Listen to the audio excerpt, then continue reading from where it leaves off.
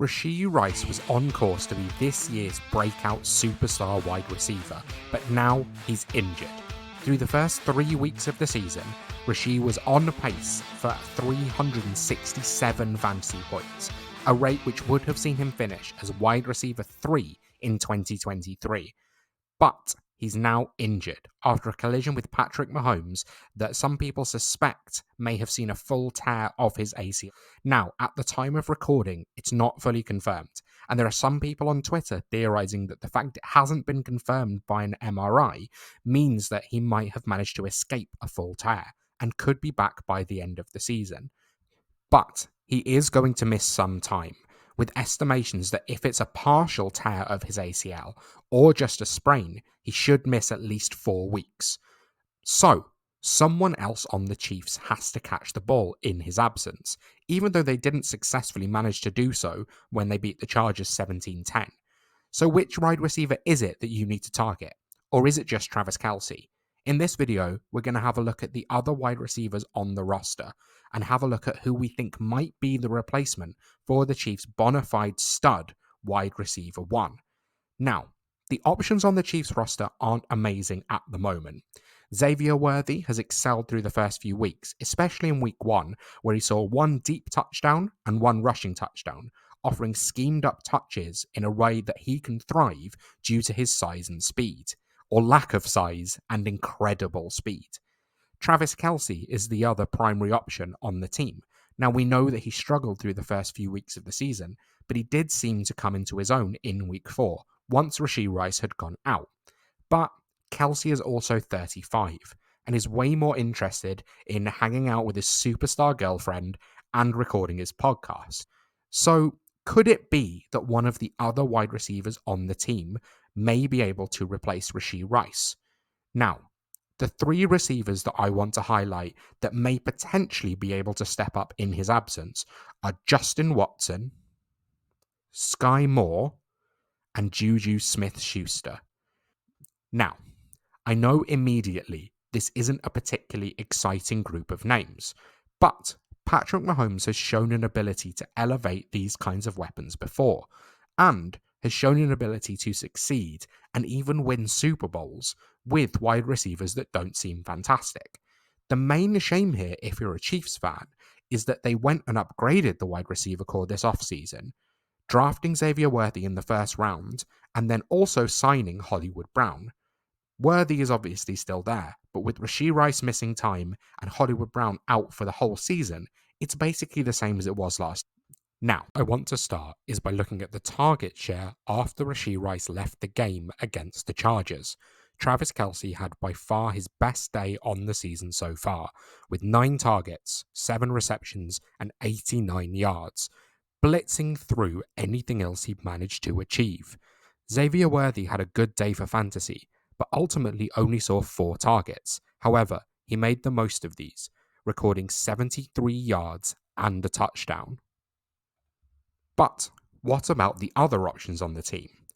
Well, Justin Watson saw 3 targets for 2 receptions and 27 yards, a relatively modest sum and not one which is particularly exciting. But it's more exciting than the other 2 options that I'd raised, which is Sky Moore, who had 2 targets for 0 receptions and 0 yards, if you need me to say that, and Juju Smith-Schuster, who didn't even register a single target even after Rashee Rice had left the game. In order to be smarter fantasy players, we need to look beyond just target share or the receptions and yardage that a player had in any given game. Something which is incredibly important to look at is the actual snap count. How often were players seeing the field? Being on the field more, it doesn't take me to say, can lead to more production. So, if we eliminate Xavier Worthy, who is going to have his role, the next highest snap count came from Justin Watson, who saw 43 snaps compared to Xavier Worthy's 45. Next after that may surprise you, given what I said earlier.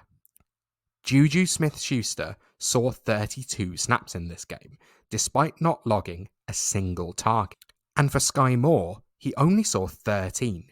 And that's not great, especially when you consider that one of his targets was a clear drop being hit right in the middle of the chest. Now, Sky Moore would be a natural target in this position, given the second round draft capital very recently, but he has shown absolutely nothing since being in the league. So I'm happy to eliminate him from this equation and just look towards Justin Watson and Juju Smith-Schuster. Now, this does feel quite strange, given that Justin Watson is a player who's never really produced in fantasy, and Juju didn't have a single target in the game. But we need to look a little bit deeper than just looking at the snap share and the target share, and look at their utilization. Now, when you look at the way that the Chiefs use their wide receivers, Rashee Rice was the clear leader in slot snaps. The way that they get production out of him is looking at yards after the catch, releasing out of the slot with free releases, working the middle of the field, and using his ability to create yardage on manufactured touches and just by being a physical possession receiver. So, who is the most similar here? Now, when you look at the snap count between slot snaps and wide snaps between Justin Watson and Juju Smith-Schuster, the answer is pretty clear. On the season so far, Juju Smith-Schuster has seen 30 snaps out of the slot, whereas Justin Watson has seen 28, which feels like they're quite similar, but the difference comes in their percentage of slot snaps. In the time Juju Smith-Schuster has been on the field, he's been in the slot 47.6% of the time, compared to Justin Watson, who's been in the slot 34.1% of the time. When we look at the snap share out wide, Justin Watson is actually the second highest on the team, behind Xavier Worthy. So the roles here seem pretty apparent in terms of the way they were coming into the season. Rashee Rice was the starting slot, Xavier Worthy was one of the outside receivers, and in 3 wide receiver sets, the plan was for Justin Watson to be the other wide receiver out wide. But obviously, that now all has to change. The key to understanding Rashee Rice's usage can be seen by looking at this target map from his 12 reception, 14 target game in week 3. Now you can see how much of the production comes from around the line of scrimmage, with 4 of these targets coming even further deep than the line of scrimmage, and only 2 coming 10 or more yards down the field. So Rashee Rice is someone who is used underneath. He's used in short yardage situations as a target hog, and someone who can work out of the slot, which we've seen is where the Chiefs prefer to use Juju Smith-Schuster. We need to understand player roles to understand who might be about to step in. But obviously, he was with the team in 2022 when they won their first of 2 successive Super Bowls. And if we look at his target map in that Super Bowl, where he saw 7 receptions for just over 50 yards, we can see some similarities between his production and Rashee Rice's production. Look at all of those slot snaps, and a couple behind the line of scrimmage as well. Now, I'm not saying here that Juju Smith-Schuster is going to completely replace Rashee Rice. He is nowhere near as good of a player right now, even if he really thrived early on in his career in Pittsburgh, breaking out with that 1,400-yard season as a rookie. But when we look at the usage, when we look at the slot snap count, and when we look at the way that the Chiefs used Rashee Rice and how they like to use Juju Smith-Schuster in the past, I think there's a chance that he's the weapon that they're going to use to replace Rashee Rice in the next few weeks. Again, I'm not saying he's going to explode with the same wide receiver 3 pace that Rashee Rice had, but the crucial thing with Juju Smith-Schuster is that he's very available. On Sleeper, Juju is rostered in just 35% of leagues. This provides a clear opportunity, and you'll be able to see next week whether or not this is true.